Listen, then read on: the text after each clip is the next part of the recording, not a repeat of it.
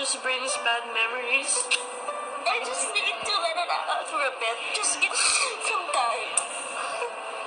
Abangan yan dito lang sa Dream Team ng Pinoy Big Brother Lucky Season 7. Matapos magpakita ng performance ng UP Pep Squad, naalaman na ng housemates ang kanilang task. Hello, gagala kami na makilala kayo. Kami ang UP Pep Squad. Kaya kami nandito ngayon dahil sa isang task. Dear Team Housemates, para sa inyong ikalawang weekly task, susubukin ko ang inyong disiplina at teamwork. Sa linggong ito, kayo ay magiging Dream Team Cheering Squad at isang cheer dance routine ang kinakailangan ninyong gawin. Para sa kanilang cheer dance routine weekly task, itong cheer dancing moves ang kailangang matutunan ng housemates. Ang cheer motions, jumps, gymnastics, partner stunts, group stunts, pyramid at toss. Ang mabubuo nilang routine ay ipe-perform nila sa taktang panahon. Kaya naman, let's go Dream Team!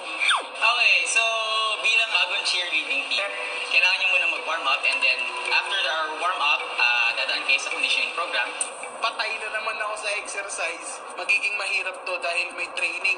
More stretching tayo. Babanatin natin na kaunti yung mga muscles ninyo para ma-prepare natin yung mga katawan ninyo for the activities and the stunts that we're going to give you.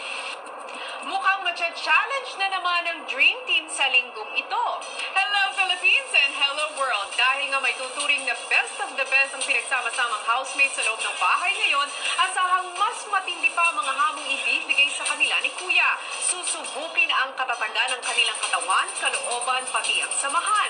Sino-sino nga kaya ang aangat at sino-sino ang unang kakikitaan ng kahinaan? Itutuloy natin ang kwento. From now until our session ends, we'll be treating you as cheerleaders. We'll be treating you as our teammates. No special treatment. Also, I would like to remind you as cheerleaders, anong napapansin niyo sa mga cheerleaders? Energy. Ano pa? Smile. Okay. Kaming mga cheerleaders, we smile in between injuries and in between difficulties. So we have to see that in you. Okay? So kahit nahihirapan kayo, nakasmile. Matapos mag-warm up, sinimulan na ng coaches ang conditioning ng housemates. Okay, yung first natin na gagawin, 5 push-ups dito sa first station. Sa push-ups, kailangan diretso yung katawan. Kung masyadong mahina pa, pwede kayong girl push-ups, yung modified push-ups natin na naka-bend yung knees. High knees, tapos center, knees, and then push-ups, 5 ulit. Tapos after 5, high knees ulit, in between, and then 5 ulit dun sa knee. Okay, sabay please. Guys, magkakasabay kayo sa team kasi sa isang live, diba? Na-excite na po ako, Kuya, kasi lagi ko na po sila pinapanood, Kuya. Pumupunta po ako sa mga cheer dance competition nila para manood po. Iniidolo ko po sila. Next group, let's go. You may start 3. Sabay-sabay guys, sabay-sabay. Something new, so gusto ko talaga siyang gawin. Gusto ko rin po itong bilisin nila po, yung galing nila po. Yes. Go, push! 4, 5, all right, stand up. All right, walk towards the back of the line again. Nung nalaman ko na po na mag-cheer kami, mas na-excite po ako, Kuya, kasi matagal ko na po sigurong parang hidden dream na maging cheerleader po, Kuya. So, pieces. 2, 5. Okay. 4. Sabay-sabay! Guys, Let's go. cheerleading in the individual sport. Magiging mahirap to dahil may training. And Excited kami lahat kasi yung way ng pagtuturo po ng UP Pep Squad po, very disciplined po lahat. Make sure na sabay-sabay kayo kasi sa cheerleading, you're performing as a group. So, kailangan talaga maramdaman yung isa't isa. Kung iiwanan niyo yung isa, dito pa lang, kung hindi na kayo marunong magpakaramdaman, pagdating sa routine ninyo, wala na kayong patutunguhan.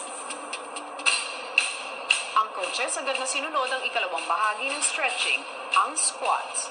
Yung ginagawa sa squats, yung butt ninyo palabas. Hindi mag-roll yung knees nyo forward, okay? Para maiwasan natin yung injuries, knee injury. So same thing, 5 squats sa first station. Sabay-sabay, 4 and 5. High knees, squat ulit, and then high knee squats. Up, 3, up, 4, up, and 5. High knees, go!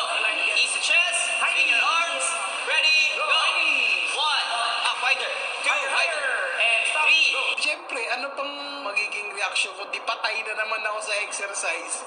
Kung ang ibang housemates tulad ni na Jinri ay nag-enjoy, ang iba na may dama agad ang hamon ng task. Great job. Last four.